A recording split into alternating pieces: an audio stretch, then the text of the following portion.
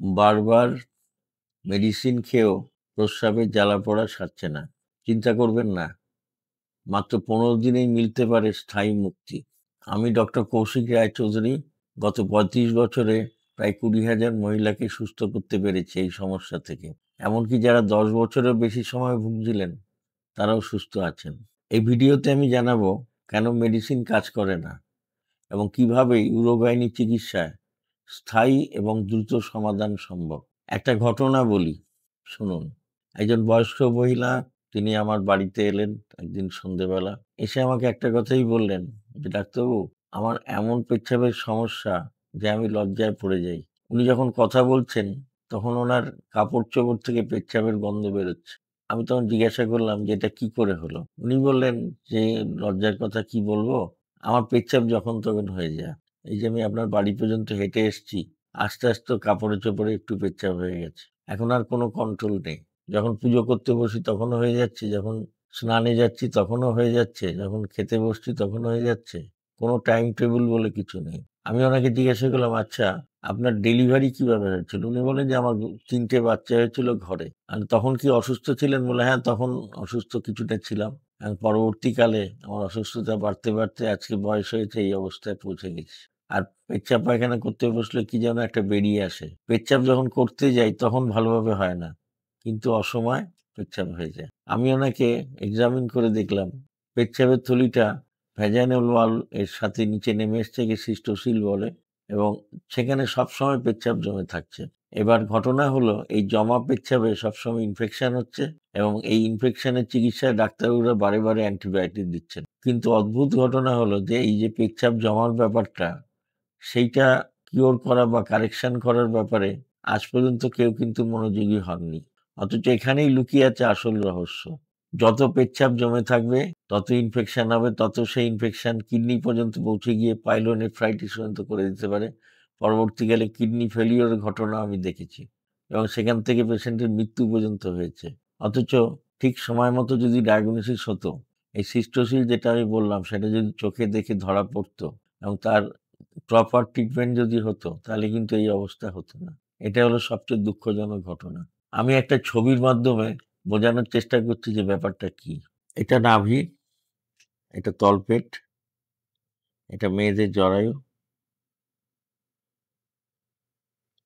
এটা পেচ্ছাবের থলি, এখানে পর্দা থাকে, এটা শিরদাঁড়ার হাড়, এখান দিয়ে নার্ভ বেরিয়েছে,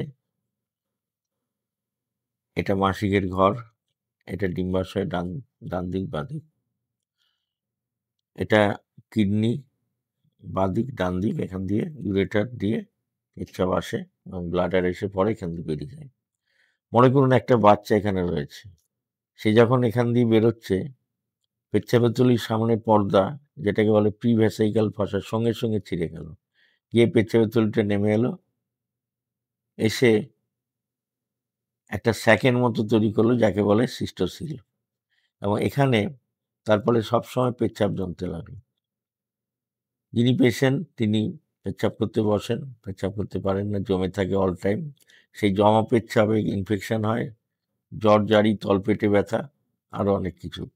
এবং আরও ভয়ঙ্কর হচ্ছে, এই জমা পেচ্ছাব যখন এই লাইন ধরে কিডনিতে পৌঁছয়, তখন সেটা ইনফেকশনের আওতায় চলে আসে, তাকে বলে পাইলোনেফ্রাইটিস।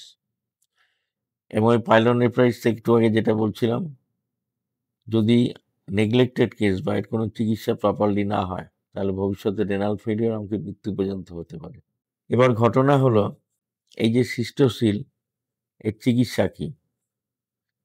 এখানে বারবার ওষুধ দিয়ে কোনো লাভ নেই, কারণ এখানে ইউরিনের জমাটা বন্ধ না করতে পারলে কোনো রেজাল্ট পাওয়া যাবে না এবং রুগী বারবার ভুগবেন, আর বারবার অ্যান্টিবায়োটিক খেতে খেতে তার বডিতে রিয়াকশন শুরু হয়ে যাবে, যেটা খুব মারাত্মক ঘটনা। এইবার তাহলে কি করণীয়? যেটা করণীয় সেটা হচ্ছে, এই পেচ্ছাবের থলিটাকে নিচ থেকে তুলে এখানে সেটিং করে দিতে হবে। দিলে পেচ্ছাবের জমা বন্ধ হয়ে যাবে, ইনফেকশনও বন্ধ হবে, কিডনি সিকিওর থাকবে এবং আলটিমেটলি পেশেন্টের ঘন ঘন পেচ্ছাব পাওয়া এবং যা যা সমস্যা একটু আগে বলা হলো, কোমরে ব্যথা, তলপেটে জ্বালা, জ্বর জ্বর ভাব, সবকিছু কিন্তু সেরে যাবে খুব দ্রুততার সঙ্গে। এটা কি করে করা হয় আমি বলি। একটা অপারেশন আছে, যেটা পেট কাটাকুটির অপারেশন হয়, নিচটা অবশ করে করা হয়, যাকে বলে পেলভিক ফ্লোর রিপেয়ার। সেইটা করার পরে যেটা আমি বললাম যে পেচ্ছাপের থলিটাকে সেটিং এর কাজ করা হচ্ছে, তখন কিন্তু আর এই ঝামেলায় পড়তে হয় না এবং বহুদিনের পুরনো সমস্যাও মিটে যেতে পারে। এবার গল্পের শেষটা বলি। সেই বৃদ্ধ মহিলাকে আমি এই কাজ করে দিয়েছিলাম। আজকে 10 বছরের উপর হয়ে গেছে। তিনি সম্পূর্ণ সমস্যামুক্ত হয়ে সুস্থ স্বাভাবিক জীবনযাপন করছেন। আমাকে অনেক আশীর্বাদ করেছেন। বয়স্ক মহিলা, যাই হোক, অনেক সিনিয়র আমার থেকে। এরকম অনেক বয়স্ক মহিলা আছেন বা কম বয়সী মহিলারাও আছেন যারা এই সমস্যায় ভুগছেন। যদি ঠিকঠাক চিকিৎসা না হয় তাহলে কি পরিণতি হতে পারে আমি একটু আগে বলেছি। আর যদি ঠিকঠাক চিকিৎসা হয় তাহলে সম্পূর্ণ রোগমুক্তি সম্ভব খুব কম সময়ের মধ্যে। 2 সপ্তাহ যথেষ্ট সময়। তার মধ্যে উনি সুস্থ ফিল করবেন। এই হলো ব্যাপার। একটা কথা না বললে নয়, হয়তো বলতে ভালো লাগছে না কথাটা। সেটা হচ্ছে যে এই যে পেচ্ছাপের থলি নেমে গেছে, যেটা একটু আগে আমি দেখালাম, এইটা একটা পার্টিকুলার প্রক্রিয়ায় মহিলাকে শুয়ে এক্সামিন করলে খুব ভালোভাবে বোঝা যাবে। আমাদের একটা যন্ত্র আছে কাসকো স্পেকুলাম, সেই যন্ত্রটা লাগালে এবং বিশেষ একটা প্রক্রিয়া এক্সামিন করলে খুব সুন্দরভাবে এই সিস্টোসিল নেমে আসার ব্যাপারটাকে পরিষ্কারভাবে বোঝা যায়। এটা বুঝতে খুব সময় লাগে না। অথচ দুঃখের বিষয়, এইভাবে এক্সামিন করার পদ্ধতিটাই কেন জানি না বোধহয় উঠে গেছে। কেন যে দেখা হয় না এভাবে আমি জানি না। এবং না দেখে বারে বারে অ্যান্টিবায়োটিক এবং ভুল চিকিৎসার পরিণতিতে পেশেন্টের অনেক ক্ষতি হয়ে যায়। যখন জানা যায় তখন অনেক দেরি হয়ে গেছে। এইটার ব্যাপারে সমাজের সর্বস্তরে সচেতনতা প্রয়োজন। ডাক্তার মহলে, পেশেন্ট মহলে এবং রোগীর বাড়ির লোকেদের ব্যাপারেও একই কথা। যে বৃদ্ধা মহিলার কথা আমি বললাম, তিনি আমার কাছে আসার আগে হয়তো 12-13 জন ডাক্তারকে দেখিয়ে ফেলেছিলেন। অনেক কাগজপত্র ছিল।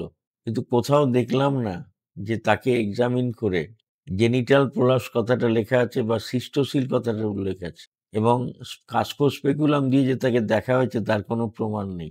যাই হোক, এ প্রসঙ্গে কথা আমি বাড়াতে চাই না, অপ্রিয় প্রসঙ্গ। এই রোগ সম্পূর্ণ নিরাময় সম্ভব যদি সচেতনতা থাকে সমস্ত স্তরে। ডাক্তারবাবুদের কাছে রুগীরা আসবেন, ডাক্তারবাবুরা তাদেরকে পথপ্রদর্শন করবেন এবং সঠিক রাস্তায় নিয়ে গিয়ে তাদেরকে নিরাময় করবেন। এটাই উচিত এবং এটাই কাম্য। যারা আমার সহযোগী তাদের কাছে আমার রিকোয়েস্ট, একটু অন্তত এইভাবে দেখবেন যাতে চোখে পড়ে ঠিক সময়। আর রুগীদেরও বলবো যে এরম যদি কষ্ট হয় অবশ্যই ডাক্তারের কাছে যাবেন। কখনো দোকান থেকে কিনে অ্যান্টিবায়োটিক খাবেন না। এতে কোনো লাভ হবে না। একটা সময় অ্যান্টিবায়োটিক রিঅ্যাকশন শুরু হয়ে যাবে, তখন অন্য অসুবিধায় পড়বেন। যাই হোক, যদি আপনাদের কোনো প্রয়োজনে লাগতে পারি ভালো লাগবে। যদি কোনো সমস্যা তৈরি হয় যোগাযোগ করবেন। চেষ্টা করব যাতে রিলিফ দেওয়া যায়।